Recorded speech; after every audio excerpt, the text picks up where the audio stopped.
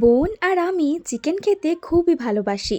তাই একবার এক এক রকমভাবে চিকেনের রেসিপি বানিয়ে থাকি। রোস্টেড চিকেনের এই রেসিপিটি আপনারাও একবার ট্রাই করতে পারেন। প্রথমে কয়েকটা কাজু বাদাম আর কিশমিশের পেস্ট বানিয়ে একটি বাটিতে তুলে রাখবেন।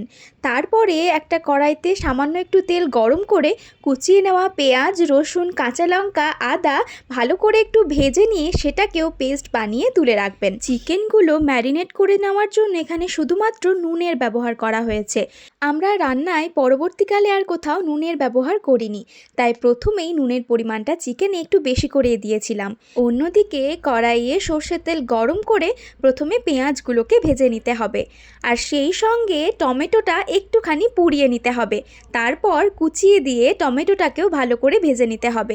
পেঁয়াজ টমেটো ভাজা হয়ে গেলে বেটে নেওয়া আদা, রসুন, পেঁয়াজের পেস্ট এবং সেই সঙ্গে কাজু বাদাম কিশমিশের পেস্ট দিয়ে মশলাটাকে বেশ ভালো করে কষিয়ে নিতে হবে। জিরে গুঁড়ো, ধনে গুঁড়ো আর কাশ্মীরি লঙ্কার গুঁড়ো দিয়ে আবারও মশলাটাকে একটুখানি কষিয়ে নিতে হবে।